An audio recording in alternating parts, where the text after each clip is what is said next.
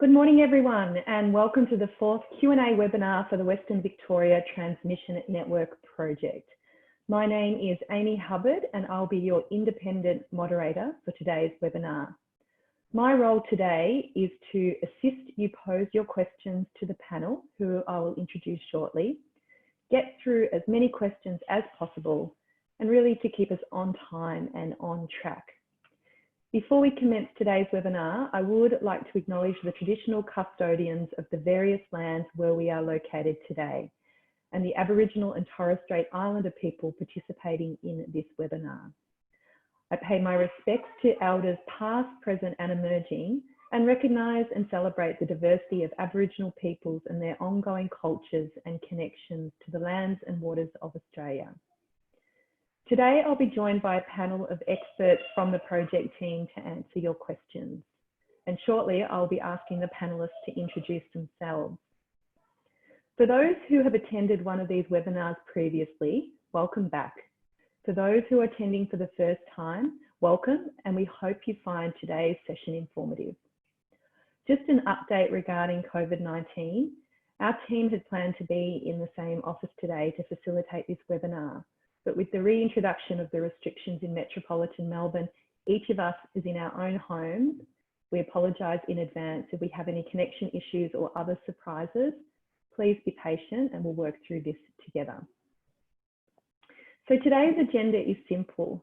We'll have a short presentation on the project, then a Q&A process to answer as many questions as time permits.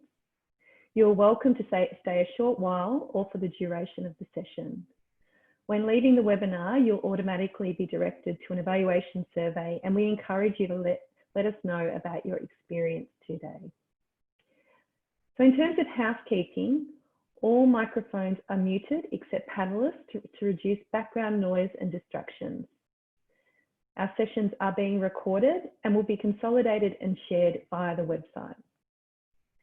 Questions can be asked via the questions and answer tool in the tab on the middle of your screen or via the email info@wvtnp.com.au.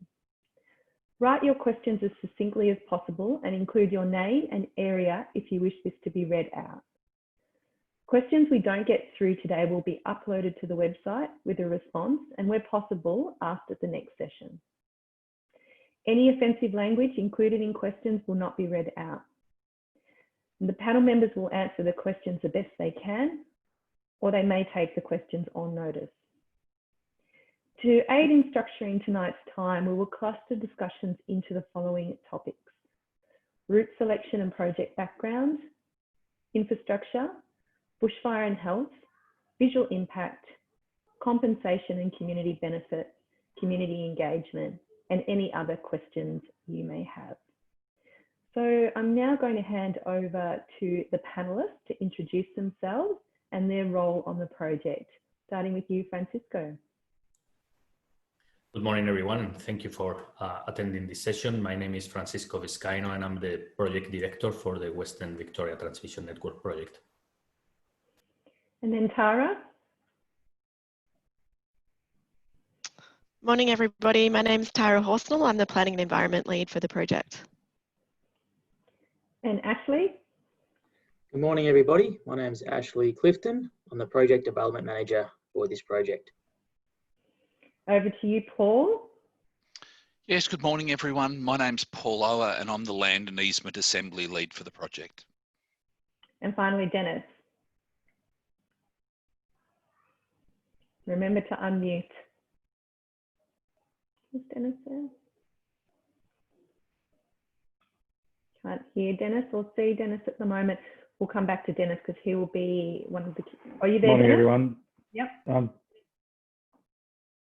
Hello, I'm Dennis McCrone, the Integration Manager for the Western Vic project. Thanks, Dennis. Now, I just wanted to do a bit of a call out to the community members who are joining us today. Thank you very much for giving up your Saturday morning to be with us on this webinar. I just really wanted to emphasise, please send your questions through to us. We've got a couple of people working behind the scenes to collate your questions into the themes that I read out earlier. So please, another invitation to send those questions in.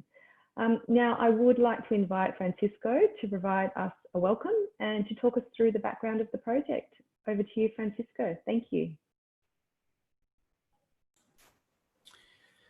Thank you, Amy. Before we go into the detail of the image or the diagram that we have in front of us, and for the benefit of the people who may be attending these sessions for the first time, I'm going to explain a bit of the background or the why. Why are we doing this? Why is this project being planned, and why is this project going to be built? The Victorian electricity network is constrained at the moment. It requires an expansion, and the reason for that is that when the Victorian network has grown on the principle that most of the generation or of the electricity generation was coming from the Latrobe Valley, from the brown coal fuel power plants, and the network would transport that electricity mainly to the Melbourne metropolitan area, and from then via offshoots or smaller branches going to all regional areas to provide electricity to those areas. With the gradual decommissioning of the coal power plants, there will be a need for additional electricity generation. And in Victoria, we are lucky enough to have a world-class wind and solar renewable energy resource. Most of those resources are concentrated in the western of the state. So in order to strengthen the network, there will need to be an expansion in that part of the state. And this project is part of that expansion to allow for the integration of that renewable energy into the grid. In terms of what exactly we are building or we are planning to build, I will start from west toward east. We will be building a 220 kV double circuit transmission line that will go from the existing Bolgana terminal station. From there, it will ideally run in parallel to the existing transmission line that's already over there, down to the Wobra terminal station. From the Wobra terminal station, it will go to a place to be determined somewhere north of Ballarat, because this line needs to connect there to a new terminal station that will be built on top of the existing Ballarat to Bendigo transmission line that is already there. The location of that new terminal station is yet to be determined. From there, we need to connect to Sydenham in northwest suburban Melbourne. There is an existing terminal station there, and we will be connecting the new terminal station north of Ballarat and an expansion to the Sydenham terminal station via 500 kV transmission line that will need to connect to those points. In terms of the timing, and now I'm looking at the diagram, for the next 2 years, we will be undertaking community consultation and stakeholder engagement. We will be negotiating the access to the land and the easements that we require to build the project, and we will be going through all the planning and approvals processes that are required to obtain the license from the federal and Commonwealth government, from the federal and state government, to commence construction at some point in mid to late 2022, with an expected construction period of around 2 to 2.5 years, with the goal of completing the project by late 2024. If we move to the next slide, please, Amy. Again, this is a bit of a summary of that, of the stages that I already discussed. So environmental and planning studies with strong connection with the community, which is what we are doing now, obtaining all those inputs, continuing with the studies for approximately a year from now. And then from then on, we will move on to the final approvals and the construction of the project. Next slide, please. The question that has been attracted the most interest from the community, and we are aware of that, is the question about why is this an overhead transmission line project and it's not an underground project. So there are three main reasons for this.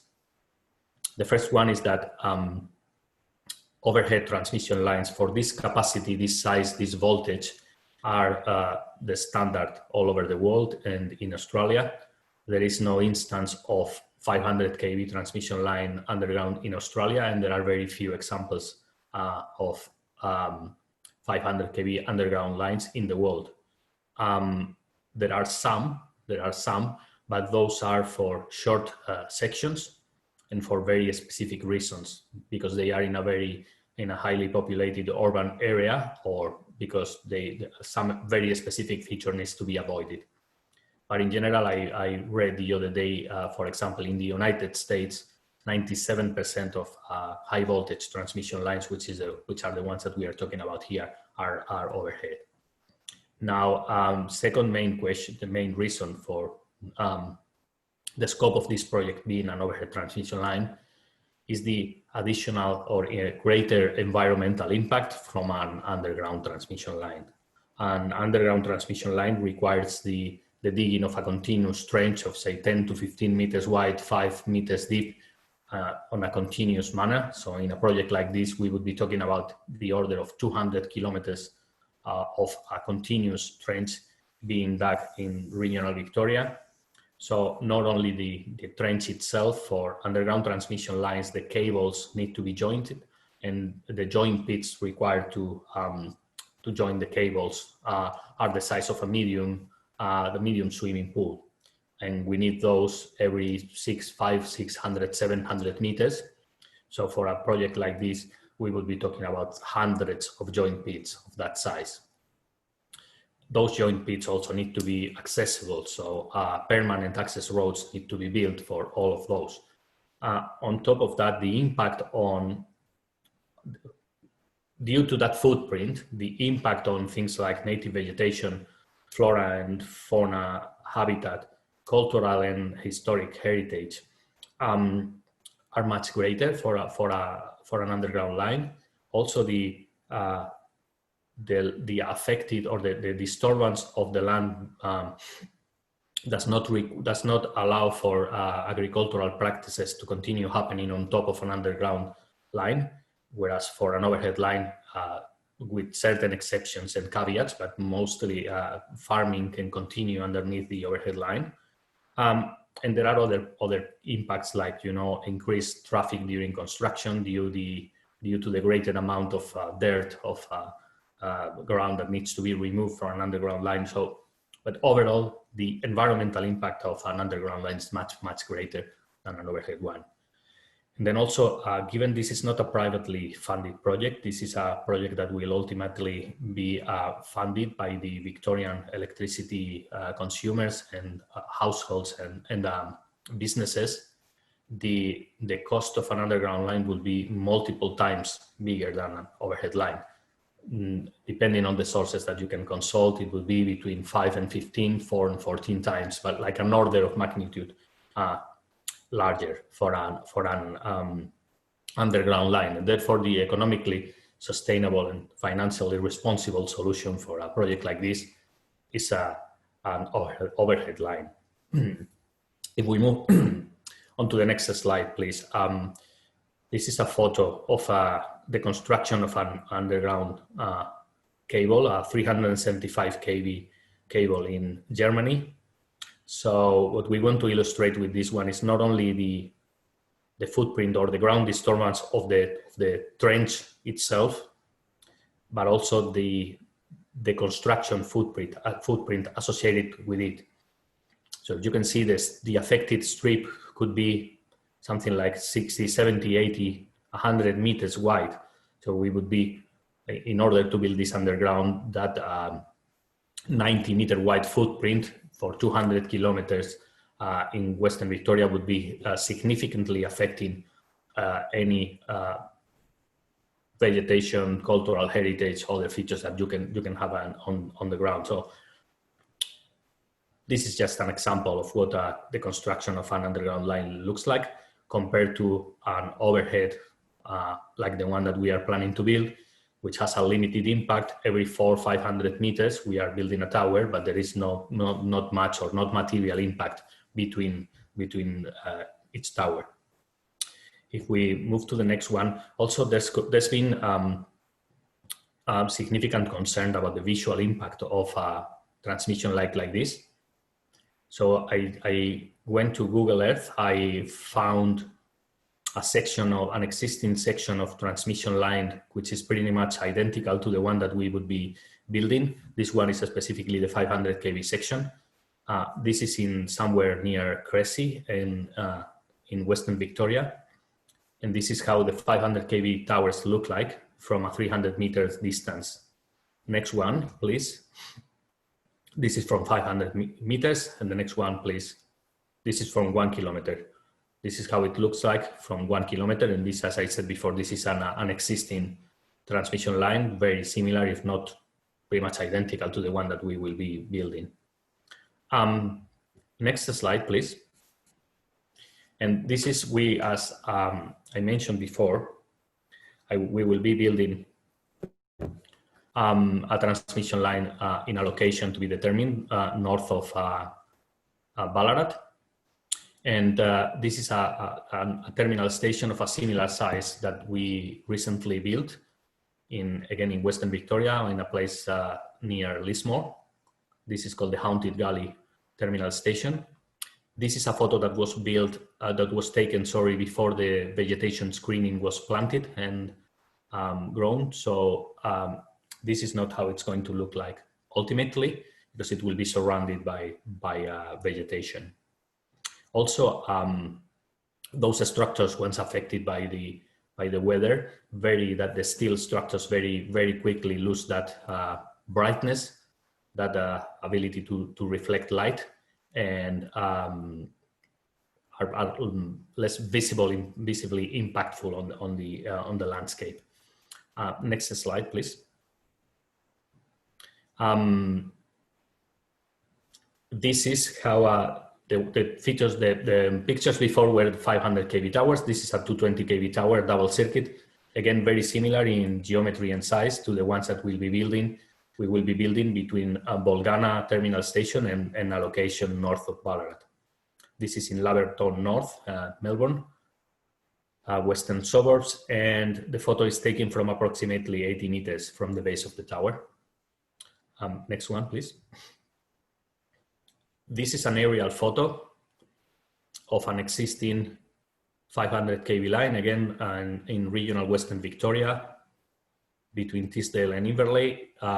The purpose of having this photo here is to show how the agricultural practices continue underneath and in the vicinity of the 500 kV transmission towers. This is a line that is very similar, or if not identical, to the one that will be built between north of Ballarat and Sydenham. I believe the distance between these towers is around 450 meters. And you can see in the photo how the crow lines can run either in parallel or perpendicular to the transmission line. Next photo, please. Again, this is an example. I tried to find one where I could take a close-up of a 500 kV tower. This is taken for approximately 80 to 100 meters from the base of the tower. And this is how it would look like. Again, similar in geometry and size to the ones that we intend to build between Sydenham and somewhere north of Ballarat. Next one, please. This photo, this is suburban Melbourne, around Listerfield. There have been concerns and questions and interest from the community about the health impacts of living in the proximity of a transmission line. The photo here is a 200-meter wide corridor that goes all through Melbourne's southeastern suburbs. So this line is the one that comes from the Latrobe Valley, or all these lines, most of them come from the Latrobe Valley. We have not one, not two, 7 transmission lines there running in parallel to each other. The blue ones are 66 kV. The purple ones are 220 kV, and the orange ones are 500 kV transmission lines.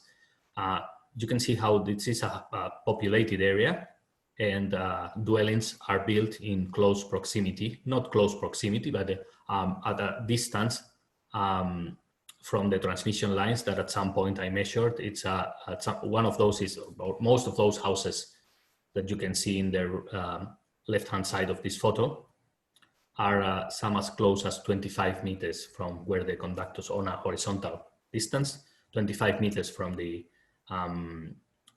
transmission lines. And you can also see how it's not fenced or anything. People can traverse underneath the lines. There's park there. There are tracks, roads that go from one side to the other. And this is just an example because this extends for quite a distance within suburban Melbourne. So there are tens of thousands, if not hundreds of thousands of people who have lived near transmission lines for decades, because these transmission lines have been there for quite some time. We don't intend to build our transmission line as that close to existing dwellings at all. That is not the intention at all. The purpose of this photo is just to illustrate that, you know, there is a lot of people that are already living in near transmission lines with no known or reported health impacts. Next slide, please. This is a diagram of the area of interest. If you look at the green area, starting from Bolgana to around Wobra terminal stations, it's a narrower area of interest, and the reason for that is because we intend to follow the best practice on design of transmission lines, and in order to minimize visual impact and in order to minimize the impact in general in the community, that section of the line will be built in parallel to the existing one. So the blue line that you can see there is a transmission line that is already there, and we intend to build our own in parallel and adjacent to the existing one, and maintaining the step-in, which means that the new towers will be right next to the existing ones. From Wobra, we need to get from there to somewhere in that blue line that comes from Ballarat terminal station and goes all the way north. The new terminal station needs to be within that or on top, on very near to the existing transmission line. So we will be identifying and finding a location for that new terminal station within that area. And from there, we will go all the way to Sydenham. So I'm continuing eastward, and the area of interest is the one that we are exploring at the moment, is the one showing in green in this diagram. Another question that has come several times from the community is whether we are using existing infrastructure corridors, or if we are taking advantage of any existing corridors, easements, wherever. As I said before, between Bolgana and Wobra terminal station, that's exactly what we are doing. We are trying to run in parallel to the existing transmission line, but between north of Ballarat and Sydenham, there isn't any apparent or clear. There's no other transmission line there of this size that could allow us to run it in parallel. And we will be exploring other opportunities. It's been mentioned too that we could try and go aligned with the Western Freeway. That is something that we are exploring. And that's why we need the input from the community to get those ideas and to ensure that we are exploring all the possibilities there. And I think this is when we move to specific questions. In previous sessions, I know not everyone in this call will have been present in the previous sessions, but there's been a significant interest and concern on the land acquisition process, the land and easements acquisition process and compensation.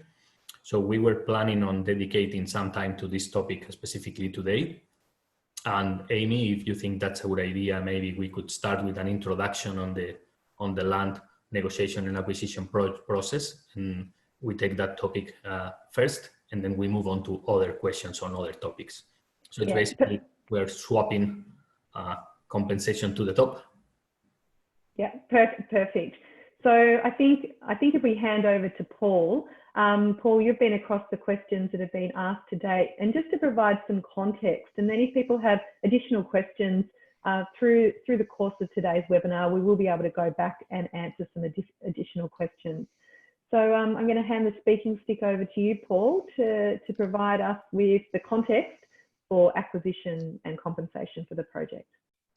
Yeah, look, thanks, Amy, and good morning, everyone. And you're right, there has been quite a number of questions come up in around that. We have obviously indicated that our intention across the project is to negotiate land agreements with landowners wherever possible.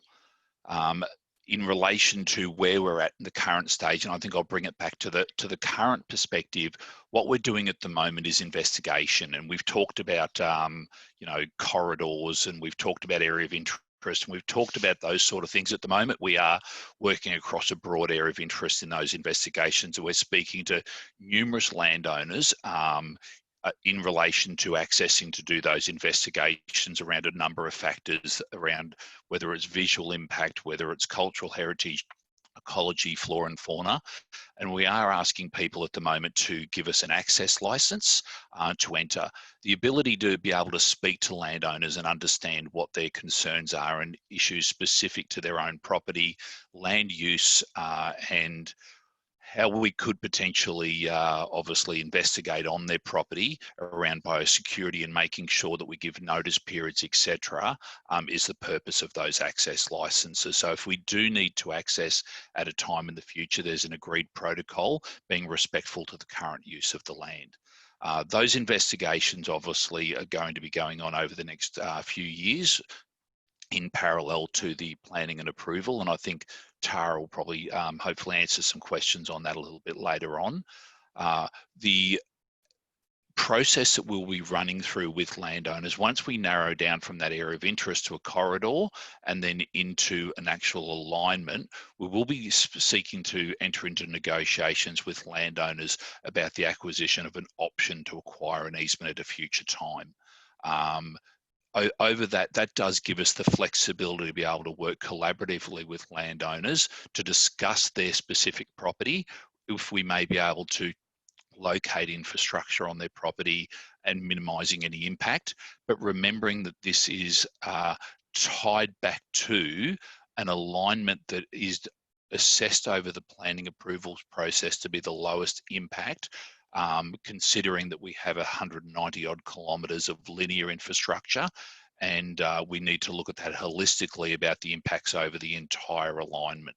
So obviously moving an alignment or a corridor in one area can have implications for kilometres either side. So when we talk about that, that impact, it is a combined impact running each direction as well as obviously individual property. So looking at how we can minimise those impacts, and that's being able to discuss that with landowners over that option period does give us that flexibility, and it also does give us some flexibility in discussion of placement of access tracks and various other things, and obviously the compensation element that comes with the purchase of that option as well. There has been discussion, I know, about the use of statutory powers to acquire easements. We've made it very, very clear that we are looking to enter into negotiations with landowners to acquire those land interests, and that we see distinct benefit to working collaboratively to do that. I know there's been questions about what if landowners just don't want the infrastructure there. There will come a point when we have an approved project, and you'll see in that timeline it comes through to 2022, that we may need to obviously enter into further discussions around that. I think it would be remiss of me to say that that every landowner across a full 190 kilometre contiguous alignment will necessarily want us there, and in those circumstances we will need to look at whether statutory powers may need to be exercised on some of those, but our intention really is to negotiate those wherever we possibly can. So Holistically, that's probably the process we work with. It is a negotiated solution. That is what we are trying to achieve. And in circumstances, obviously, where we are unable to obtain that in a reasonable time frame and reach agreement, or whether we're unable to accommodate a change, then obviously we may need to look at whether the requirement to exercise statutory powers is there. All right, thank you. Francisco, did you want to add anything, or are you happy for us to move into the Q&A part of the session today? Yeah, and sorry, Oh, sorry, Amy. yeah. Yeah, I will just touch on when we talk about that, and I know there's been some questions in relation to that. There is a process under the Land Acquisition Compensation Act, and I know obviously some of those questions that have come out through there. That is a process that will be evolving. We're hoping to be able to not need to resort to that. If we are looking at a lowest impact and it's assessed as a lowest impact alignment, we're hoping to be able to work collaboratively with landowners on that. That process will occur once the planning permit or the planning approval for the project has actually been achieved. It does require us to make an application under our own act, the Electrical Industry Act. It does say that we need to seek consent of the Governor and Council to do that. And there's lots of different elements to that. And I think to preemptively sort of say how that's going to look at this stage, when we're just starting this process out, we'll be working obviously to reduce the requirement to utilise that. And that process is an actual application, very similar to the planning process that we need to go through and show that we do have the lowest impact alignment. Okay, thanks, Paul. Just back to you, Francisco. Any other comments? Are you happy to move on? Let's move on to questions, because I think it's better if you will respond to community concerns as opposed to us making continuing. All right, okay. Just a call out to everyone who is on the webinar today, please keep sending the questions through. We've got quite a few already, which is fantastic, so thank you. So the first question, this is actually a question from a previous session, but I'm going to ask it again now. I don't think we actually got to it in the last session. Does Oznet have any mechanism to change their design to consider underground, or is it financially not possible under the proposal? The scope of this project is for an overhead line, and again, reiterating the 3 reasons why that's a fact. It's a standard all over the world to go overhead for this rating and this voltage of transmission lines. The environmental impact of an underground line is much greater than an overhead one, and from an economically sustainable solution, it's definitely an overhead. It's much more beneficial because this project, as I said before, it's funded by the electricity consumers in Victoria. Okay, thanks, Francisco. So the next question is in relation to the Listerfield photo that you showed in the presentation. So were the houses there first or the transmission lines? And that is from Tom. Dennis, I think the transmission line, it depends. In some cases the houses were there before, in some cases the transmission line, but maybe Dennis can elaborate on this, not only on that specific point at Listerfield, but the entire corridor where we have transmission lines near suburban areas. Yeah, sure. In regards to Listerfield, there was a combination of housing the transmission lines came first, but that corridor was built up over a period of time. You had 1 or 2 lines coming from your Lawn Power Station through there, and then as Loy Yang and so forth came on, more lines got built into it, and that's where you can see that there's effectively 7 transmission lines going through there. So people were building up progressively over time. So some were already existing and some weren't. Thanks, Dennis.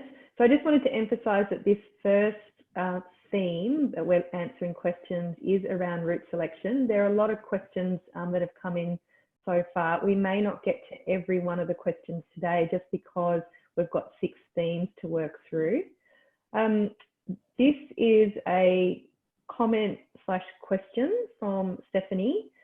Do you accept that people in Listerfield have, in most circumstances, would have chosen to live near transmission lines, whereas people living in rural Victoria have often made a conscious choice to live away from major infrastructure, and therefore the existing long-established transmission lines cannot be reasonably used to tell people that living near lines is fine? The purpose of that photo was specifically to address the concerns about health impact. So it was not intending to try to sell that living near transmission lines is good or bad. It's just to illustrate, that tens of thousands, if not hundreds of thousands of people live near transmission lines with no major health impact being reported. Thanks, Francisco. We've got a couple of questions from Annette Housel. Then they've come in via email. The first question, statement plus question. We have a large working farm. There is a proposal for a transmission line route which would effectively divide the property in half. This clearly does not represent a sensitively designed and located route as stated in your literature. We have raised our many concerns regarding how farm operations would be compromised. We have received no feedback to encourage us to believe we are part of a respectful, realistic, consultative process. When and how will meaningful discussions with individuals take place? Again, we don't have a route yet, so I don't know why can we say that a specific section of the line intersects any specific land in any way. That's exactly why we want to talk to what we are approaching land owners that potentially may host the line, because we want to understand what their preference would be in the case of hosting the line in terms of the alignment, the potential location within their or micrositing within their land. Again, if we can refer to several instances or many instances where farming practices have continued underneath transmission lines, and how we have accommodated the needs or the requirements or the requests from farmers in terms of how to locate and where to locate transmission lines in their land, so agricultural practices can continue undisturbed to such an extent that it's practicable and safe. And maybe, I don't know, Paul, if you want to elaborate on how many farmers still farm underneath transmission lines in our network in Victoria. Thanks, Francisco. We've touched before that there's about 1,500 to 2,000 kilometres of existing transmission lines around Victoria. And I suppose the perfect example we'd use there is the area between Ballarat and Bendigo. It's probably the closest for people to see, but that area there that we've identified, we are looking to acquire some land, and that the terminal station needs to be under the project scope to be located. That their farming practices continue through that zone. I think you've shown photos there, Francisco, of where cropping's occurred underneath the transmission line in other locations. But we do direct people to the website. There is information there in relation to what you can and can't do. I think it's under the guise of a brochure of working or living with transmission line easements, and it does provide a lot of details there about permitted activities, and with the exception of a few of those activities, normal farming operations can continue. Thanks, Paul. This is a question from Emma. It was touched on in the presentation, but I'll pose the question anyway. Will Oznet prioritise using existing easements and public land, for example, unused road reserves where possible? Absolutely. Is that you, Francisco? Yes, or, Ash, do you want to?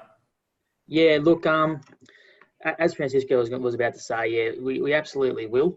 We will be investigating all areas within the broad area of interest And that definitely does include looking at the ability to use existing infrastructure corridors and other land in that nature. So yeah, we definitely will be assessing that as we are assessing all areas within the larger and broader area of interest.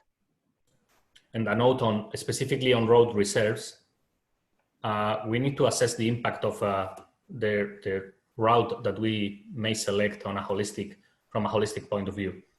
Road reserves happen to host a significant amount of native vegetation in them because they've been preserved, mostly not harvested or not used for farming operations. So a significant amount of the native vegetation in Western Victoria is in the road reserves. So road reserves, yes, are an option, but we need to assess that impact holistically and also keep in consideration that flora, fauna, habitats, cultural heritage may still exist in the road reserves. Okay, next question. It's from John Lawson. Can you share more detail about the corridor under examination for the terminal station? I will just start with the technical component of it. So the terminal station needs to be located on top of the existing transmission line that goes from Ballarat terminal station to the Bendigo terminal station. And obviously it needs to be in somewhere north of Ballarat, not too far north, so we don't extend the line unnecessarily. In terms of the process to acquire that or to determine the exact location, maybe Ash first and then Paul. Yeah, look, thanks, Francisco. Yeah, as you mentioned, there are some requirements to locate this new terminal station under the existing transmission line. And if people were to look at the area of interest that we're investigating, it is evident that area highlighted does show the area that we're investigating for the location of the new terminal station. In determining the final location, it does need to be done holistically and in conjunction with narrowing the area of interest down to the refined project corridor, and then understanding and working to determine the best location for the transmission lines. The location of the new terminal station is also the location where the 220 kV and the 500 kV transmission lines need to connect. So the process of determining the most suitable location for the transmission route and also the most suitable location for the terminal station will be done and need to be done holistically and considered as a whole. Okay, thanks, Ash. The next question is from Anne. Will all wind farms have access to the towers and wires on this easement? Are there other easements proposed to get power to Melbourne for the wind farms who don't utilise this easement? So once the transmission lines are built, there are connection processes that wind farms would need to follow in order to build their own transmission lines to connect to this network. But that will depend on that will be private initiative, and there will be separate projects to this one. So can you repeat the second part of the question, please? Second part was, are there other easements proposed to get power to Melbourne for the wind farms who don't utilise this easement?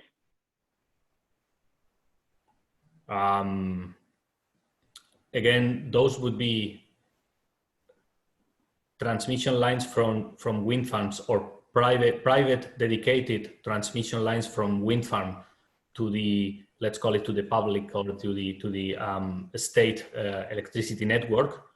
Again, we will be most likely connecting to this section, so I don't think would go in any different corridors.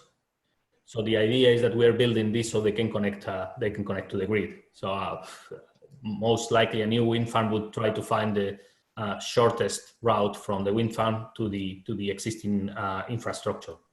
I'm not sure if I'm answering the question, but I think I'm kind of there. I might be able to help a little bit there, Francisco. I know previously you've talked about the integrated systems plan. and obviously, you know, the differentiation between, I suppose, the regulated grid, which provides the freeway network for everyone to connect into and to transmit around the state. The wind farms obviously connect themselves into that grid. But I know, Francisco, maybe you could detail a little bit more about the integrated systems plan. I know you've mentioned that before in previous consultations, and how that shows future augmentations and that sort of thing around the state as part of the national electricity market. Yeah, so this is the first project as part of an integrated systems plan to expand the network in the eastern coast of Victoria, what's called the interconnected network. But that will cover for a period of 2 decades from now, and that's as part of the strengthening of the network. Whereas any wind farms would be building their own connections to the network. If that makes sense. Thanks, Francisco. The next question is from Stephanie. Do you think that micro-siting can really yield a positive outcome for landholders on small lots? Ash, do you want to take that one? Yeah, thanks, Francisco and Amy. Yeah, look, the ability to microsite overhead transmission infrastructure, it does allow to really sensitively locate and avoid and minimise constraints across a number of different areas. As we are yet to determine a final transmission corridor or transmission route, we're unable to speak in detail about specific locations and how micrositing might best be used to minimise and avoid constraints on those specific circumstances. But that is one of the advantages of overhead transmission infrastructure, is the ability to sensitively locate the transmission towers and then span across areas that may have other constraints within the existing environment. Thanks, Ash. We've got another question from Stephanie. A significant amount of native vegetation also exists in Creswick Regional Park. Why are you considering a route through there? Yes, Go ahead. Okay. Yeah, look, it's a good question. And Francisco touched on some of this earlier, but in refining the area of interest to the project corridor, that process needs to be done holistically. It needs to look at all the entire existing environment within that area, look at the constraints, look at the opportunities, and look at any trade-offs that may need to be considered and assessed. So whilst certain, there will be different constraints and different opportunities in different parts of the area of interest, and they all need to be considered, they all need to be assessed to determine holistically the best location to finally locate the infrastructure. Thanks, Ash. Let me touch on this, please, Amy. There will be impact. That's something that we will work on the principles of avoid, minimize, offset. So we will avoid impacts as much as we can, but there will always be impacts. Now it's up to our job is to assess those impacts holistically, as Ash was pointing out, and determine what's from a holistic point of view, overall for the entire community and the big picture, what's the route or alignment that is assessed as the least impactful altogether. I have to share that some members of the community have expressed their support for an option that goes through a state forest, because in their view, in their opinion, that would be a way to avoid the impact on specific landowners and agricultural land. And their opinion is that that's preferable.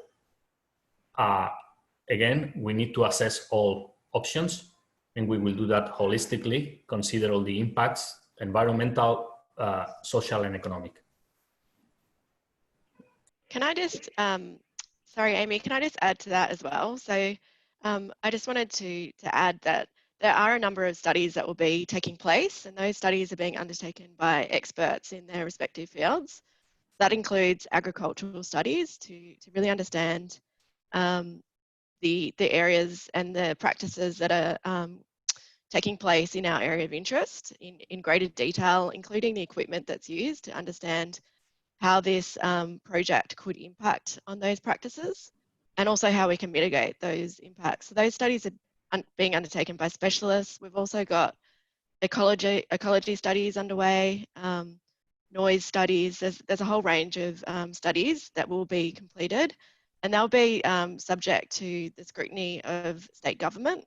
So they will need to demonstrate that the level of impact is acceptable. So we will be using those specialist studies to make sure that we are minimising our impacts to the greatest degree possible. Thanks, everyone. We are going to move into our next theme of infrastructure in a minute, but Francisco, there is a comment that's come through about AEMO's attendance at these sessions. I'm going to read it out. We should have addressed this in the introductory part of today's webinar, but I'll just read it out. It's from Jane Neville. I've asked this question twice before, and I know that it is not really Oznet's job to answer it, but why isn't AEMO attending these community consultations, given that they developed the project and awarded the contract to Oznet? They should be answering the questions about the proposed corridors, the dismissal of undergrounding as an option, etc. Can you, the community engagement company, please register this request with AEMO, given that this should be a genuine community consultation, or would you prefer the community action groups to do this? Francisco? Oznet Services has been engaged by the Australian energy market operator to plan, design, construct and operate this line, and also to take the responsibility of the community engagement. So it's considered the appropriate thing that we are the ones liaising with the community and work with you to deliver the best outcome for the local and regional communities. So that's the answer.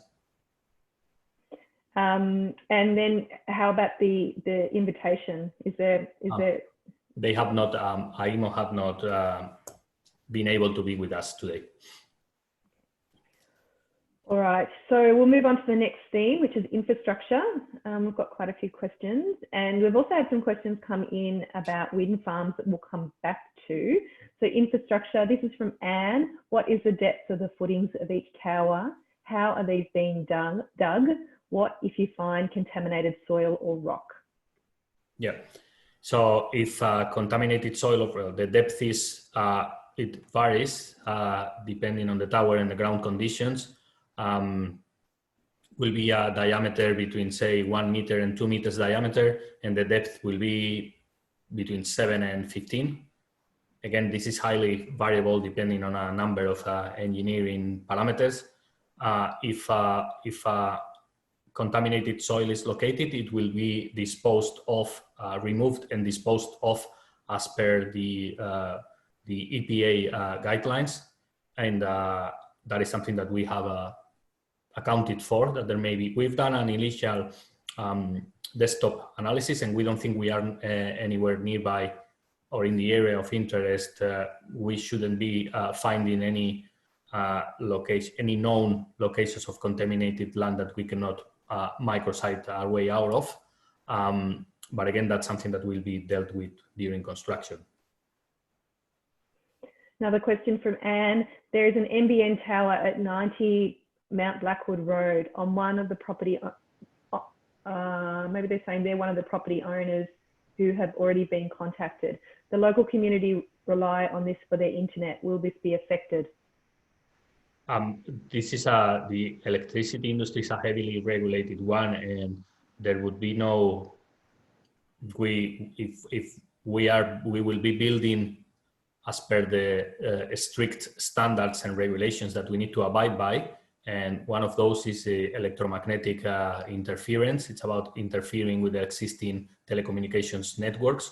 So that the infrastructure would be located at a prudent distance to avoid any potential impact. Francisco? Yes. Francisco, maybe I can assist yes, there. So various locations across the state, Telstra and other telecommunications companies host their infrastructure on our towers, and so that demonstrates that there won't be any impact to it. We have the tower infrastructure sitting on our towers across the state. There is one in the Western Bridge. You can see one if you go in and out of or in or out of Melbourne, next to the Western Bridge. There is one in there, right, Paul? Are you talking about the Westgate Bridge or the Balti Bridge? The Westgate Bridge. Yes, look, obviously telecommunications towers are located in lots of different areas in relation to, as Dennis said, and there's two factors there. As part of the project assessment, obviously those things are assessed, and there is an independent report prepared in relation to that to ensure that new infrastructure is not causing impacts on telecommunications infrastructure, which is obviously an essential service. And as Dennis said, there are numerous examples. And I worked in the telecommunications industry for quite a long time, securing and locating these towers, that a lot of them are hosted, and there is opportunities for the telecommunications companies to utilise the existing or the towers to host antennas, etc., to avoid the need to put in additional towers in areas. And that occurs a lot around Victoria and around Australia. Thanks, everyone. The next question is from Jessica Seidel. How will producers undertake crop dusting where lines exist, and how will lines affect aerial firefighting practices? Dennis, do you want to touch on this? Sorry, I was having some bandwidth issues. Sorry, Amy, can you repeat that question? I only got part of it. Sure.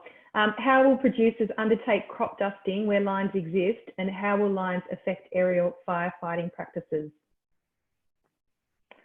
So all aircraft need to maintain adequate clearance from transmission lines and distribution power lines as well. A crop duster the person doing the crop dusting would have to visit the site and make sure they understand where the infrastructure is, and they determine the safest distance to remain from those lines. In terms of firefighting, that's the same principle. They will be notified where the transmission lines are. If they had to go into a property to land there because they know a dam is there, they should know the transmission line is there as well, and they can avoid that.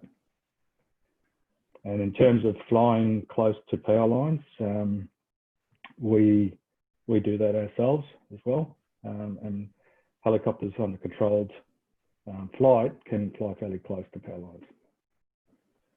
Thanks, Dennis. The next question is from Annette. There is a proposal that 4 towers and a track could be constructed across the middle of our property. This would have a major impact upon farming operations. How long will this process take? And will we be fully compensated for the disruption and loss of income during this period? Let me make a point first. There is no defined route. So I don't know where you're getting, where the person asking the question is getting that there are going to be 4 towers in her land. But in any case, brief answer, and then I will hand over to Paul. We will be agreeing in the hypothetical case that transmission line ends up being located in this member of the community's land. We would try to accommodate as much as practically possible all requests about alignment and location of the towers and the infrastructure within the land. And for the bit of around compensation, I'm going to hand over to Paul.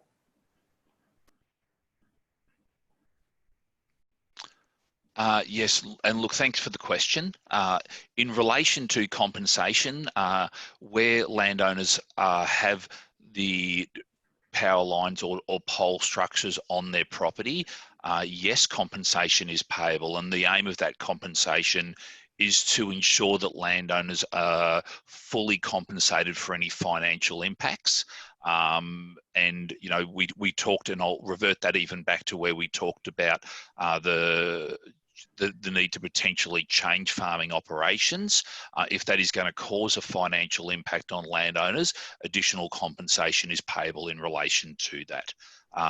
When we talk about compensation, it does account for the fact that there is a tower footing, and we've talked previously sessions about the you know, I think on the 500 kV about 20 metre by 20 metre footprint, so it's about 400 odd square metres, and you know that there are protocols around full compensation in relation to loss of amenity over that land, plus the easement, but it is holistically looked at as well in relation to the loss of value across the entire land holding of that landowner, not just the easement corridor. As I said, it is set up there so that the landowners hosting that are no worse off financially. Thanks, Paul. I just wanted to do a time check. It's 11 o'clock. We've got one more hour together. There's a lot of questions to get through today. So we will move on to the next theme shortly. I've got two more questions under infrastructure, and then we'll move to bushfire health and impacts. So the next question is from Anne. Is it compulsory for wind farms to connect to this grid, or are they allowed to build their own easements from Western Vic to Melbourne? If they are able to negotiate with landowners and obtain approvals for their own privately funded and promoted projects, but it's a problem. But any sensible wind farm operator would try to find the shortest straight line from wherever the wind farm is to existing infrastructure. So I guess by default, any new wind farm will try to connect to this new infrastructure. Ash, do you want to touch on that, given your experience in wind farm development? Yeah, thanks, Francisco. And as you sort of said, the wind farms are private projects, privately funded. And in order to be able to export the energy they generate into the transmission network and the national electricity market, they do need to connect to the transmission infrastructure. Typically, the approach is to connect in the shortest path, taking into account existing conditions and other opportunities to avoid and minimise impacts. So there is potential that when the transmission network is augmented and new transmission infrastructure is constructed, that additional renewable energy generators, wind farms, solar farms, etc., may seek to connect into that new transmission infrastructure. Thanks, Ash. So final question under infrastructure, but it's taking a bit of a step back. It's from Stephanie, just seeking some further clarification. Are you saying, therefore, that native vegetation on road reserves are more important than a regional park? Are you trying to play landholders off each other by putting our concerns in competition? No, we are just emphasizing that it's a holistic approach, and the assessment will be undertaken by experts and given to, and it will go through the relevant approval processes. And it will go through, it will need to be approved by the minister at the end of the day. And Tara, if you want to elaborate on the process of that holistic assessment that considers all different environmental disciplines or impacts. Yeah, thanks, Francisco. So yeah, there are quite a number of studies that some have commenced and some will be commencing shortly. So Aboriginal cultural heritage, European heritage, ecology studies, which will look at the condition of native vegetation in the different areas, and also the species that are likely to be supported by that native vegetation. In principle, trees will be avoided because we recognise that it does provide habitat value, but there's a number of studies that we need to consider impacts for, and then ultimately make decisions on balance that provide the best environmental outcome. So, but all of those studies are being prepared by specialists. They will be scrutinised by different parts of government. So there's a number of stakeholders, including government stakeholders. So we're working with the Department of Environment, Land, Water and Planning in terms of accessing their databases and using that to understand the existing conditions in the area. Also talking to their local officers, biodiversity officers, so that we can benefit from their advice as well about you know, their knowledge of the area and what might be supported in those areas. So there are a large number of studies and a large number of stakeholders that we're talking to through the process to make sure we've captured everything. We've got a really good understanding of existing conditions and potential impacts. So, and obviously one of our key stakeholders is the community. So talking to the community about and landholders about, you know, what's in their, on their property or adjacent to their property, what's important to them, and collecting all of that information to feed into the specialist studies and ultimately prepare approvals documents, which, as Francisco said, will be subject to the scrutiny of different parts of government and ultimately will need to be approved by the Minister for Planning. Thanks, Tara. We are going to move into bushfire health and impacts. So it's our third theme of 6. So the first statement question is from Nathan. Is there a mechanism for a medical account to be established in the local medical centres to enable community members to seek professional support for mental health? Mental health is a sensitive issue, and Oznet has created this significant mental health issue, and community members do not want to go through Oznet for help when they have caused the issue. We're establishing the process of setting up a process for members of the community who are in distress to reach out to and receive counseling. I hear you, Nathan, and I understand it can be difficult for them to come to us first and then, you know, us giving them that opportunity. So yeah, I'll take your point, and yeah, we will look at that possibility. Thanks, Francisco. Thank you, Nathan. The next question is from Anne. Can my farm be defended by firefighting aircraft? I am within 100 metres of the proposed towers. Let me emphasize that there's no such a thing as 100 metres from the proposed towers because there is no defined route. And I will hand over to Dennis to answer about the firefighting. Yeah, thanks, Francisco, and thank you, Anne. Yes, you will be. They will be able to fight fires close to transmission lines.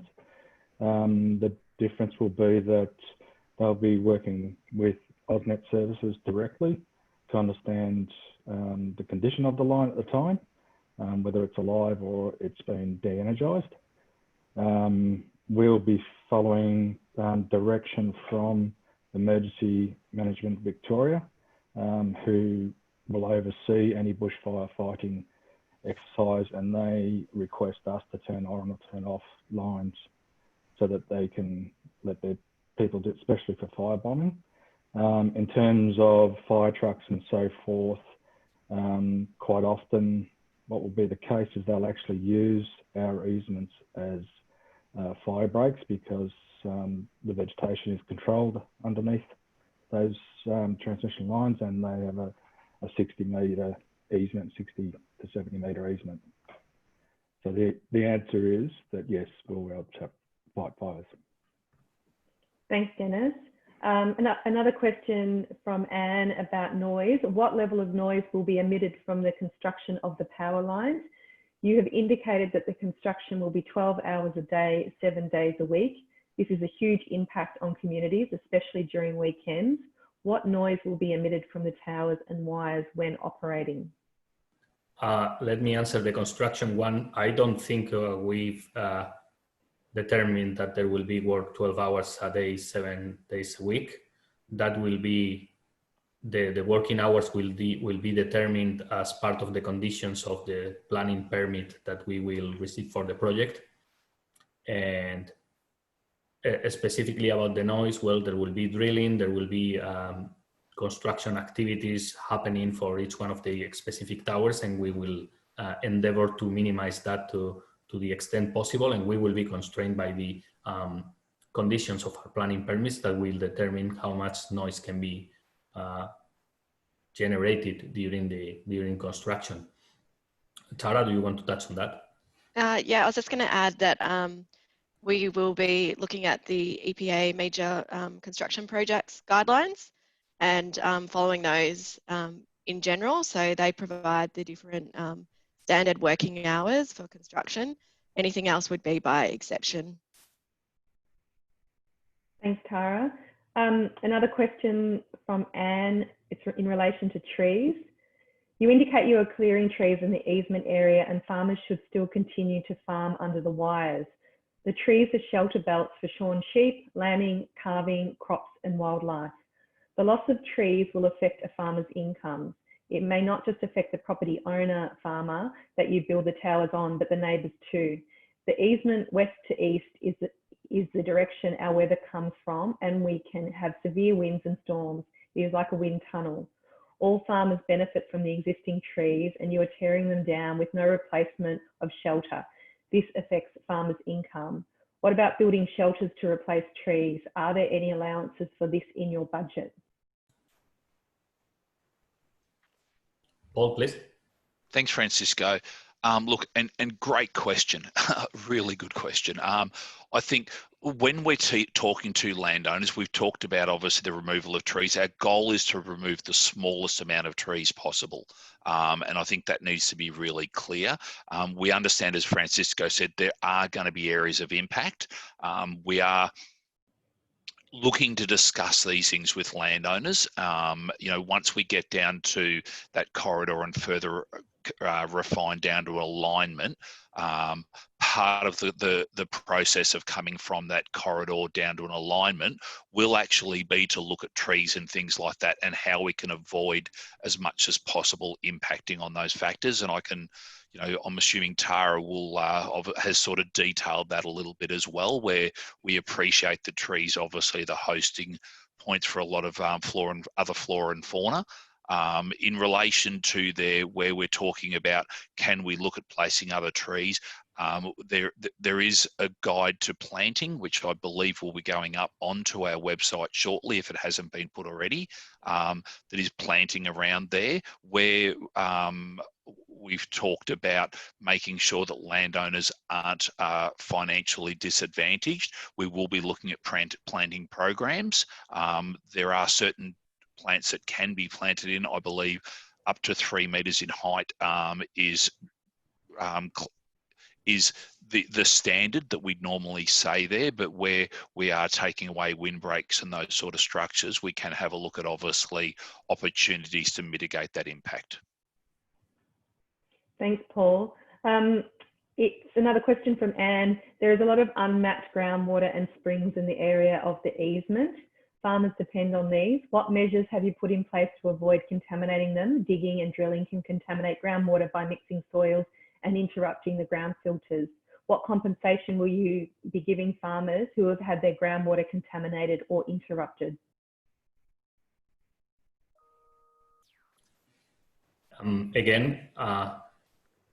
All the construction activities that we will be undertaking will be subject to strict regulations in terms of affecting groundwater. There will be a land and erosion and groundwater plan that will be most likely be produced to comply with the planning permit conditions, and therefore all the required measures will be taken to prevent those impacts in groundwater.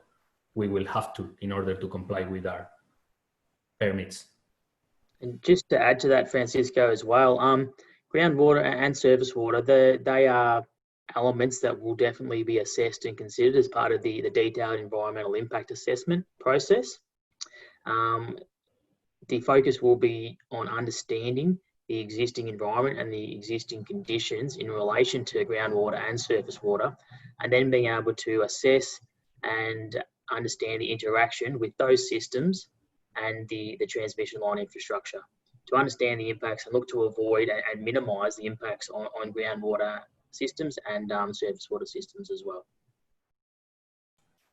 And let me, like as a common theme to these questions, we are not going to get there like cowboys and do whatever we want.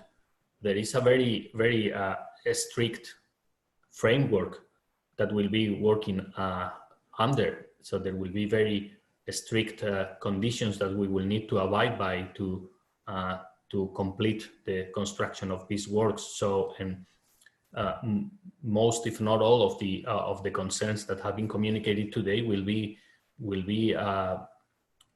protected or will be looked after as part of that very strict framework that we will be working on. Thanks, Francisco. Thanks, team. So we've got a question from Emma. Community members have reported low-flying helicopters in the area scaring livestock. Does Oznet or its subcontractors have helicopters in the area relating to the project? Not related to the project at all whatsoever. Okay. This one's from Nathan. How can DELP undertake controlled burning in close proximity to high voltage power lines without turning power off? And hence this line is not a secure power line with a secure source of power transmission nationally. Dennis? So that, yeah. Sorry, Amy, my connection's not that great. Could you repeat that again, please? Sure. So it starts with a question and then there's a follow-up statement or sentence. How can DELP undertake controlled burning in close proximity to high voltage power lines without turning power off? And hence, this line is not a secure power line with a secure source of power transmission nationally. Yeah, so if DELP was to do a burn off, we would be working directly with them, and we will try and contain the amount of fuel load that's created, the size of the smoke. That's our main concern, is that the smoke will actually turn the power line off, and that will cause disruption on the transmission network. So yes, they can burn off and they will burn off, but it'll be in a controlled manner, and they'll have to take extra precautions when they do that in terms of not burning off whole parts of a forest and letting it run. They'll have to control it a lot harder than they would normally. And so just, Dennis, in terms of the second part of Nathan's question and comment, have you got a comment about it's not a secure power line with a secure source of power transmission nationally?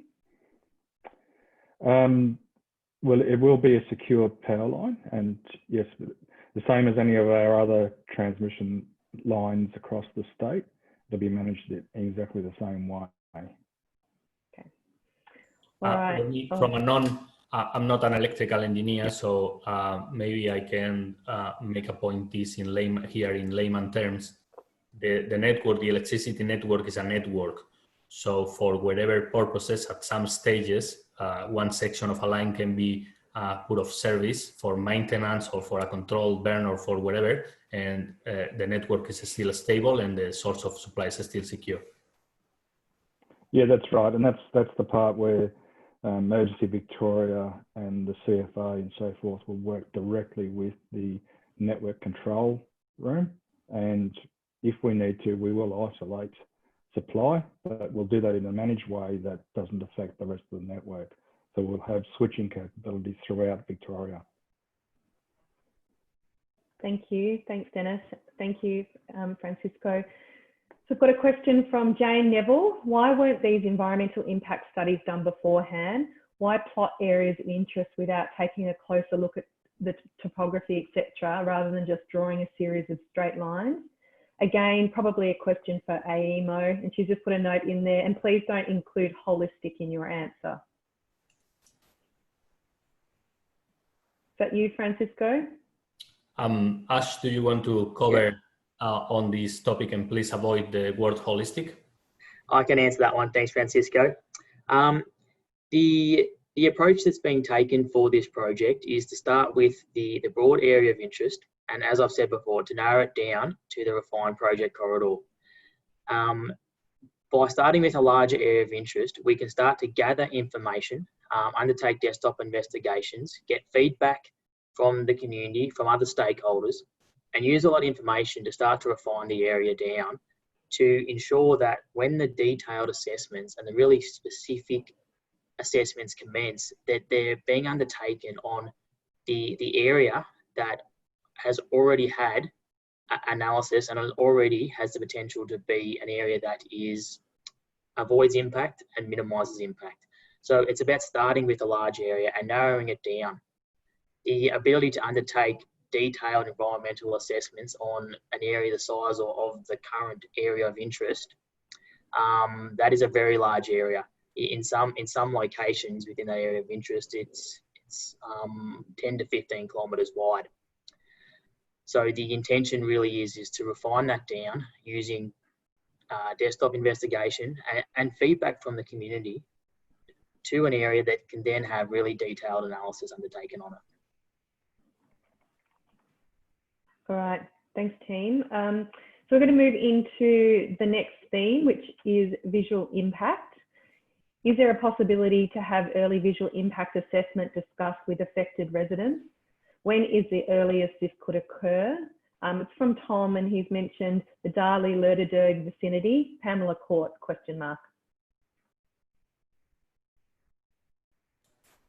Tara, you want to talk to that one, please? Yeah, thanks for the question. So we realised that a lot of people are very interested in the visual assessment. The priority for us is really to narrow down to a preferred corridor so that we can understand those impacts in a bit more detail. So in terms of impacts to that particular area around Darley and the specific street, we need to first of all identify a route and then do the more detailed assessment. But we recognise that it is something that the community want to see as early as possible. So it is one of the studies that will be prioritised. But yeah, the priority at the moment is really doing the broad assessments across the area of interest to understand the number of dwellings across the area, significant areas, public areas that have, you know, obviously view lines that that should be protected. So there's a number of things that we need to do before we can jump into that more detailed assessment, but we will be prioritising that and getting that out to the community as soon as we can. Thanks, Tara. We're going to move into the next theme, which is compensation, community benefit and acquisition. We did hear from Paul early on, who provided a little bit more context around that, but we do have some quite specific comments and questions here. So the first one, Emma. Emma's asked, you've stated that there will be no planning acquisition overlay to reserve properties. Does this mean you intend to apply to the Governor and Council to declare the land for which reservation is unnecessary, undesirable or contrary to the public interest, as per Section 5 of the Land Acquisition Compensation Act? Over to you, Paul.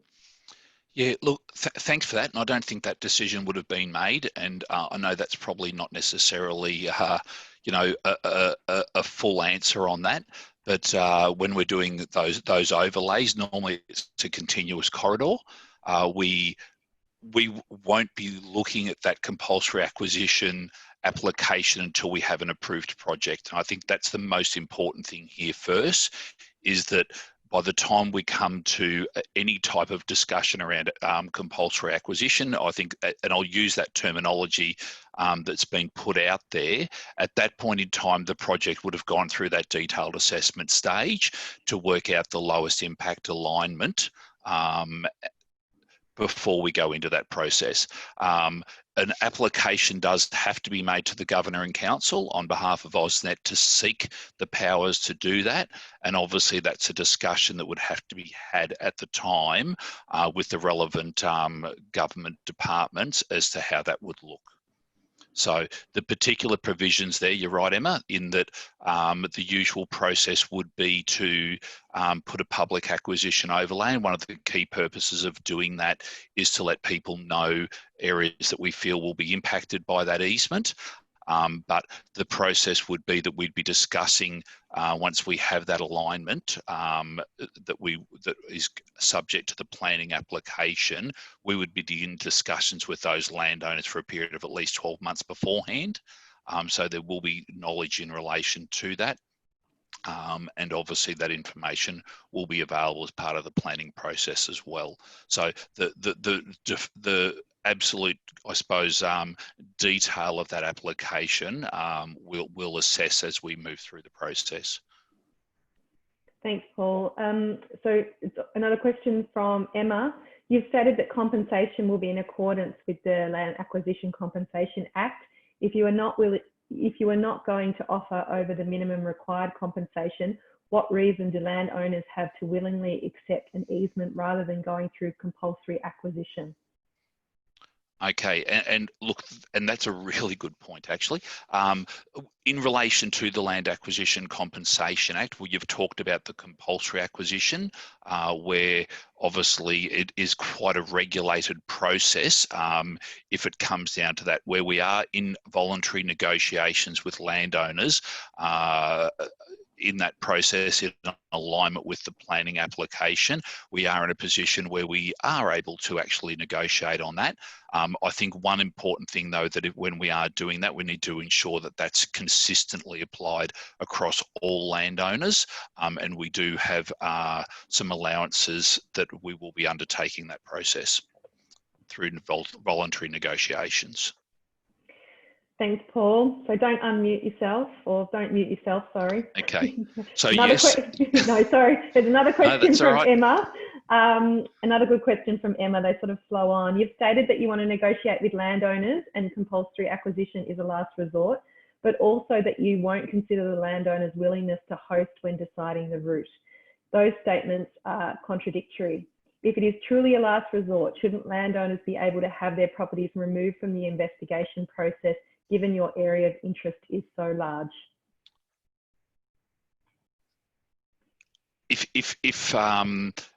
I suppose the answer to that question would be that if we then ended up with a corridor, the entirety across Victoria, where every landowner didn't want to host it, it would not allow us with a pathway through. So, you know, where we are considering that, and obviously when we're looking at narrowing down to corridors and alignments, we will take that into consideration. Realistically, we have to make sure that our alignment is contiguous the whole way through. So where we've got the lowest impact alignment, and we've shown that we're going to have, and as Francisco touched on before, when we're talking the social impacts, the environmental impacts, the economic impacts and those sort of things, once we are confident and the planning approval is reinforced that we have the lowest alignment, then we have to look at how that corridor can be secured. We are going to, we are hoping to be able to negotiate, and hopefully that, and I won't use the word holistic, but hopefully once we get to the point where we can show that we are taking that lowest alignment, that lowest impact alignment, that landowners will be prepared to negotiate with us on that basis. Okay, thanks, Paul. We've got a couple of questions from Anne. So the first is, as Oznet is a company with shareholders, why are you not supporting the landowners with a rental income from the towers and wires like wind turbine companies?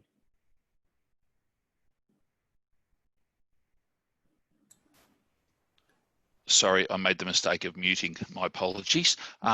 So yeah, look, when we're acquiring an easement over a property, the process is that it's a once-off payment, considering all financial impacts on that landowner, and it's made as a once-off payment. Okay, thanks, Paul. And we have talked about the Land Acquisition and Compensation Act and how that operates, and that is the methodology by which we compensate. Okay, I've got another question from Anne and then one from Jane Neville, which sort of references one of the earlier questions, but I'll go to Anne's next question first. You showed photos of the current towers on farming land. Please note that the photos show broad acre clear cropping land, not intensive animal or irrigation farming land and treed areas where the easement is being located. Farming practices cannot safely continue normally with the restrictions imposed under and around the towers and wires. What compensation will the farmer receive to engage a farm consultant to look at other farming options? Yep, that's a good question. As I said, we'll ensure that no landowner is financially disadvantaged as a result of this, and that will engage those consultants, etc., necessary to undertake that assessment.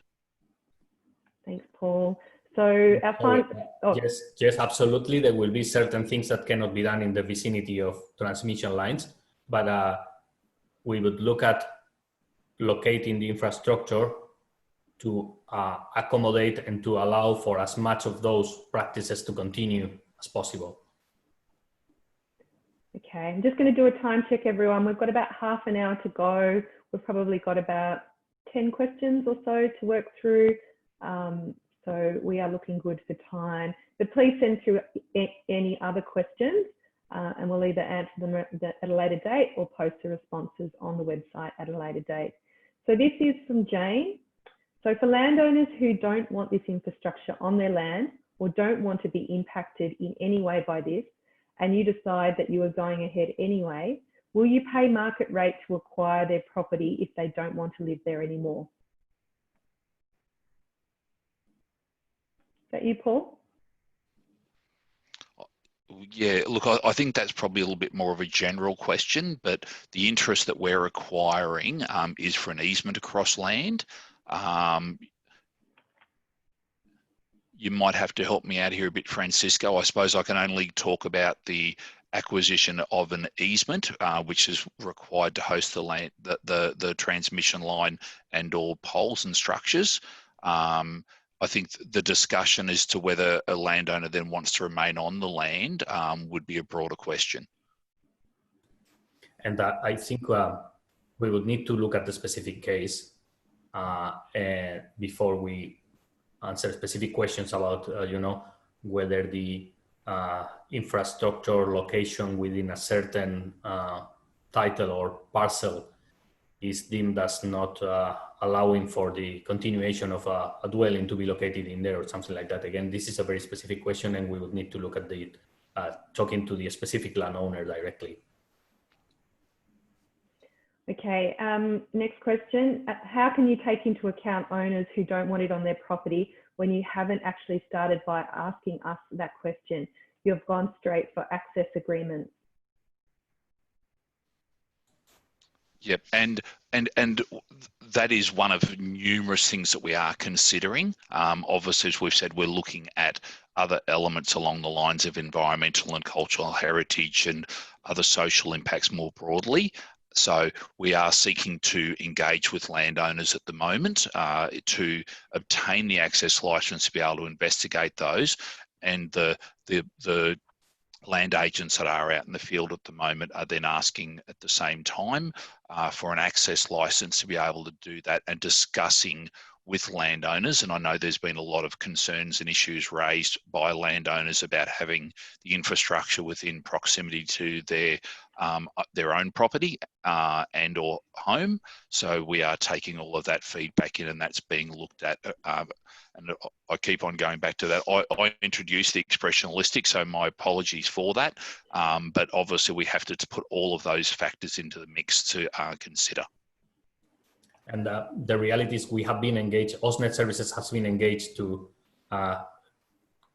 complete or plan, design and complete a transmission line that is required for the reasons I was describing before. There is a need to expand the Victorian electricity network, and there are a number of places in the existing network that we need to connect to each other. And we are trying to work with the community to find, again, the least impactful location of the infrastructure. Thanks, Francisco. We're now going to move on to community engagement. We've got a question from Nathan. Has the regulations changed to allow Zoom meetings to be classified as legitimate community consultation? It would be good, Nathan, to know what regulations you're referencing, because there are a lot of different, there's legislation, policy guidelines around community engagement. Ash, maybe you've got a handle on what that could be. It's not clear what those regulations would mean at this stage of the project. Yeah, look, thanks, Amy. It would be good to get some further clarification on exactly which regulations Nathan is referring to. As we have mentioned previously, the project is seeking to have genuine engagement with the community, with the stakeholders, with everyone particularly within the area of interest. But we are also conscious that the community engagement, it does need to align and with the current COVID-19 situation and circumstances. We take seriously the health and safety of the communities and the people within the area of interest. And we are conscious that there are specific state and Commonwealth guidelines that need to be followed in terms of social distancing. So as we have mentioned at the start of these sessions, I think you mentioned this, Amy, is that whilst we would love to be out having face-to-face conversations with the community, with the landowners, holding these sessions in a face-to-face format, unfortunately, due to the current situation and circumstances, it wouldn't be the responsible outcome. And we want to ensure that we are adhering to the state and the Commonwealth requirements around social distancing to minimise the potential for spread and transmission of the COVID-19 virus. Thanks, Ash. So Nathan, if you are on the line, just let us know what regulations you're referencing, and we'll come back to that question. But we've got Amy, sorry, can I just add to that as well that the consultation, as well as all of the environmental assessments, will need to satisfy the Minister for Planning. So he won't be in a position to approve the planning scheme amendment unless he's satisfied that community engagement has been sufficient to understand the interests of the community and also the environmental and social impacts of the project. There are a number of projects that are currently in the same situation as us and doing lots of online engagement. So we'll be looking at what they're doing well and looking to use the same sort of methods and approaches. But we are aware that it's something that we need to carefully consider and make sure that we're meeting all of the requirements going forward. Okay, so then there's We'll say that we are more than happy to listen to suggestions about channels that the community considers could be acceptable to communicate and to interact while abiding by the current limitations in terms, maintain health and safety measures related to COVID-19. Thanks, everyone. There is a question, I won't read it out, but it's from Jane Neville. It's really getting to the point of, can we have two-way consultation? This is very much a kind of a one-way webinar via Zoom at some stage during this process. Some politicians have already offered their group those types of sessions. Is that a possibility? You mean face-to-face? Well, no, via Zoom, but just face-to-face on the Zoom. So we would be here and there'd be a group of community members on the same, would see their faces as well. Is that a possibility? We'll take note of that. Okay. Yeah, we'll take note of that. Thanks, Francisco. So this is from Stephanie. If you want to have genuine consultation with landholders and understand their situation, why are you using separate land agents to start discussions? Why are these discussions focused on simply signing an access agreement rather than beginning with a conversation direct with owners on whether they actually want an easement? This is similar to a previous question, but is that you, Paul? Yeah, look, I think there's a couple of points there. I may need you to come back to some of them as we go through this. But where we're talking about engagement and whether it's community right across, reinforcing that we are working across quite a broad area at the moment of interest, hundreds and hundreds of landowners across that. I think at this stage, we're potentially already speaking to 500 plus landowners across there. So if we're talking about the land access agents, obviously, you know, that has to be broken up into areas, and we have progressively sort of working through areas as we go. And I think Ash has touched on that a little bit earlier on. But if we're talking about individual land agents, you know, this is a service that, very similar to our environmental assessments, we've gone out to source someone that we felt was the appropriate party. The particular organisation we're using has already done a lot of engagement down through, especially through that area from Ballarat up north of Creswick, where the water infrastructure and pipelines were recently installed. I believe they were quite heavily involved in that. But the individual agents, obviously, they are working across defined sort of areas with particular groups of landowners. The other section of that, Amy, can you just maybe repeat that? Yeah, so the second part of the question statements were, why are these discussions focused on simply signing an access agreement rather than beginning with a conversation directly with owners on whether they actually want an easement? Yeah, and look, obviously, until we've undertaken that assessment, we don't know whether an easement will be located on their property, and I think that's important to take that on board. So what we're looking at the moment, and the discussion with landowners at this particular point in time, is to give a briefing about the overall structure of the project and to talk about the assessments that we're going to be seeking to undertake to inform the process of arriving at a corridor and then a final alignment, and the importance of those studies. I think if, you know, there is certain information that those guys are imparting, I think is the right word, out to landowners in relation to whether it's cultural heritage or ecology and flora and fauna, you know, the need to survey and obviously cadastral boundaries and those sort of things to mark out existing features and etc. So the conversations have been focused around access to and our willingness and our hope to be able to achieve a negotiated solution to undertake those. And if for the people that have had that discussion, you know, just in relation to where we've talked about statutory access to property, there really isn't a lot of ability in those circumstances to work collaboratively with landowners and talk about, you know, what are your operations on the property? How can we minimise that if we do need to come on and have a look? How much notice period can we give? Can we talk about biosecurity to ensure that we've got vehicle washdown processes? Our land access guys are escorting any consultants on to ensure that those policies and procedures are followed, to make sure that we've got a really good understanding of the operation on land, how we can minimise the impact, ensure that we're protecting access onto those lands. We've consulted with Agricultural Victoria to make sure that we have full understandings of those biosecurity things, wash down facilities at gates.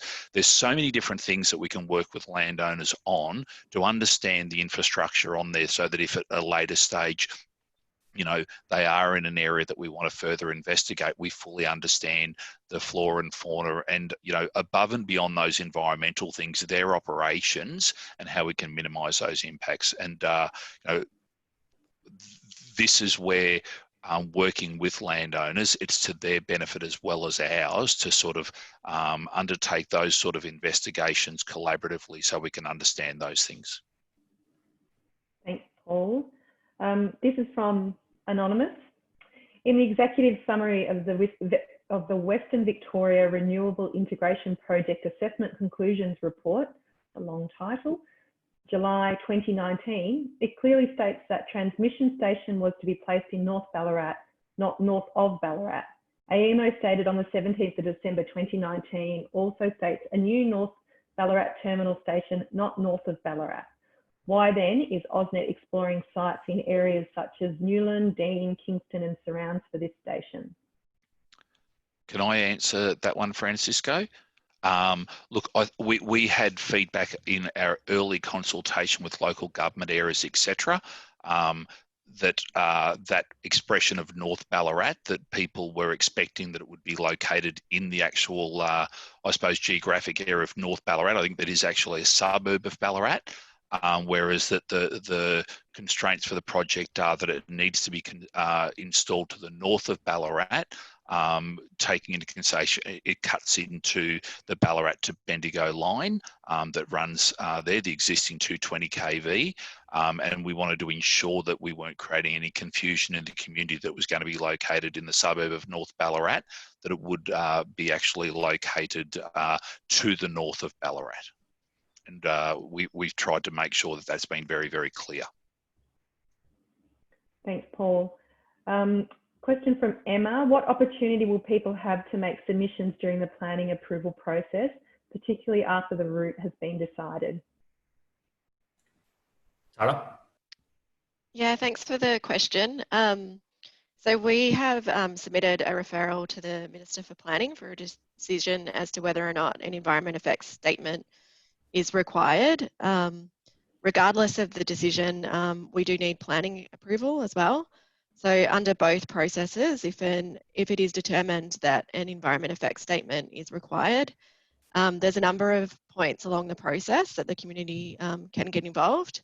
So the first step would be when the state government actually set out the scoping requirements. So that's setting out the assessments required as part of that overall environment effects statement process. So those scoping requirements would be advertised, and people would be in a position to make submissions to include particular aspects that they think need to be considered that may have been missed in the scoping requirements. And then throughout the process, there's a number of opportunities for the community to get involved. We, as the proponent for the project, would be hosting a number of different sessions, so sessions such as this, but also providing opportunities for the community to talk to the specialists as well. So if they've got questions about, the methods used for the visual impact assessment, then we would provide an opportunity to talk to those specialists to really understand the impacts and the approach that's been used to assess those particular aspects.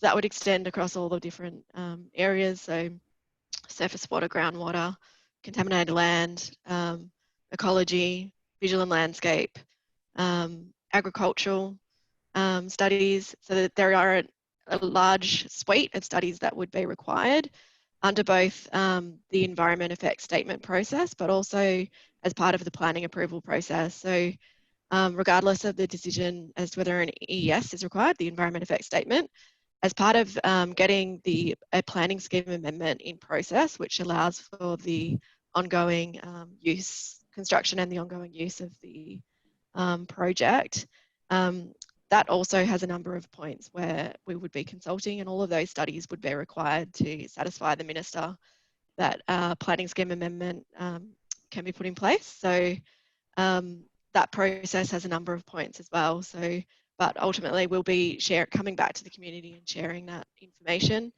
under both processes at the end of the end of those studies. So when those studies have been finalised, incorporating feedback from the community and different government agencies, it's likely that there'll be a public hearing in which the community can actually make submissions at the conclusion of those environmental assessments. And they will also have an opportunity to be heard if that's their wish as well. So that panel would be, the panel hearing would be made up of a panel of specialists, that relate to the terms of reference and our project. So, so there's likely to be a planning expert on the panel, but a number of other experts that are independent and appointed to the project to provide the Minister to consider the submissions from the public, first of all, and to provide the Minister with a report as to the acceptability of the project, anything that needs further consideration perhaps. And the Minister takes that on board and into account when he's actually preparing, or the Minister for Planning is preparing a assessment as to the level of acceptable impacts. And that that report ends up going to the different decision makers, including Commonwealth, and all of those different approval processes. So if a Commonwealth approval is required, we also need to satisfy the Commonwealth Minister for Environment that we are doing enough community engagement and providing an opportunity for the public to be heard and have their say on the project.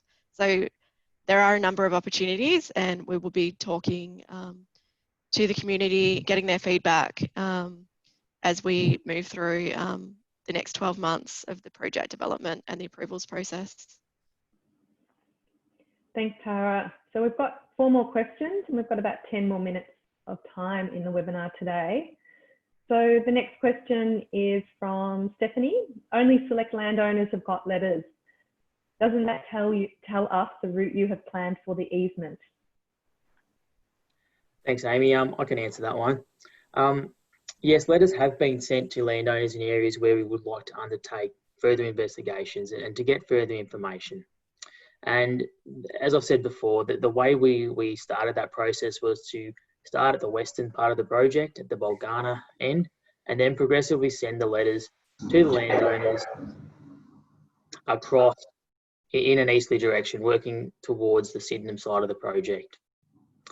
Now, given that the area of interest within the 500 kV section of the project, it is considerably larger than the western part of the project, what we've been doing is progressively working to investigate that area and have sent letters to landowners within that area where we would like to get further information and understand the area in greater detail. As we continue to work our way across that area, continue to gather information, we will look to continue to send letters to landowners in areas where we do need to get further information. But I would like to reiterate that we don't have a transmission route determined at this point in the project. We are investigating the entire area of interest. Okay, the next question is from Jane Neville. So providing fairly unfettered access for exploration until April 2022 for a $500 gift card is a bit rich. Surely much of that exploration can be done remotely. Sorry, I didn't get that. Can you lower your voice a little bit, Amy, because there was feedback? Okay, providing fairly unfettered access for exploration until April 2022 for a $500 gift card is a bit rich. Surely much of that exploration can be done remotely. I think obviously that just relates a little bit to land access, so I will touch on that. Amy, thanks for the question. You're right, a lot of the studies are happening at the moment remotely. There's a lot of publicly available information that we're assessing at the moment. And there is some areas where obviously we need access to certain properties for cultural heritage, but those properties may not necessarily be involved in other studies. This is something that evolves over the course of and depending on what we find and the information we're provided. And thanks everyone for the pins that they've been dropping on our map, and please continue to do that. It is giving us some great information and things that we need to look at and consider. And obviously, as we evolve, those accesses may only be intermittent, depending on obviously the type of property and the use of the property and where we need to access. Reiterating, those $500 vouchers, I understand that there's been some feedback around that. Usually with access licenses, that is just a thank you for working with us collaboratively. I've tried to sort of detail a little bit earlier on why we're trying to establish that access license rather than just rely on any sort of statutory access. It does allow us to set up protocols with landowners that are taking into consideration their specific circumstances about their farm operations, biosecurity requirements, various other things. We had some communications recently from someone that had talked about bacterial wilt and an outbreak within their area, and that's allowed us to go back to Agricultural Victoria and work out the correct processes to ensure if we're accessing onto that property that there's no spread. There's a lot of those sort of issues that we can go through and clarify with landowners and make it clear that $500 voucher was purely planned out to be a thank you for talking to us and working with us to help us understand and work through these issues that we need to understand. Thanks, Paul. Question from Vicky. When will you be posting all these sessions and the questions, I presume, on the website? This is number 4 of 6 and nothing yet to be seen. You keep stating this will happen, but nothing has appeared yet. Are you editing everything? So it's a lot of work transcribing and consolidating the all the questions.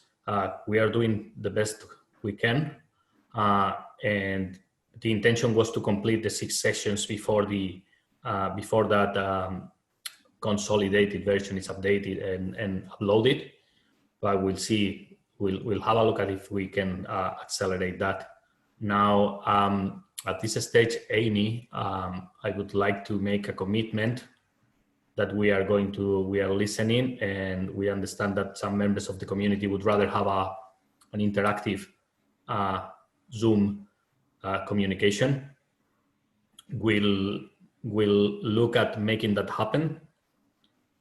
I cannot ensure it's going to be in the next session or even in the one after, but we can always set up another one. So we will be working on the technical side of things to ensure that one of the following sessions will be an interactive one where we can all see each other. We will establish a safe environment to prevent unacceptable behaviors, obviously. But yes, we will set that up, and we will make sure that that is communicated properly to the community, and that session, that more interactive session, is announced beforehand. Okay, thanks, Francisco. Just one final question. It's from Scott. In past sessions, Francisco has stated that various issues were not part of the scope of delivery. Where can we obtain a copy of this scope of delivery? Sorry, I didn't get that one. Your sound is not that good now, Amy. Yeah, no, sorry. I'm sorry for that. Not much. Okay, I'll sit back. Yeah. Scope of delivery document. Where can the community obtain a copy of it? So what is it exactly? What do they mean by the scope of delivery, please? There's just reference. When you've spoken before, there's been a reference to a scope of delivery. Is that in a document, or is it something that can be made public to the community? It's the document that one other member of the community was referring to before, the project assessment conclusions report from the that can be found in the Australian Energy Market Operator website. That is the document that defines the background and the context for our project. Thank you. And that's the final question for today. It's 11:58, so we'll be finishing up right on time. I just wanted to say a big thank you for everyone attending. Apologies if my sound is not that great at the moment. There's a storm happening around me outside. We've got 2 more sessions next week. We have one on Tuesday evening, and we have the final 6th session on Thursday evening. Thank you for your active participation today. And as always, if you've got additional questions between now and next Tuesday or Thursday, please email them through. So thank you for giving up 2 hours of your Saturday to attend the session, and we look forward to seeing you again at future sessions or throughout the project. Enjoy your weekend, everyone.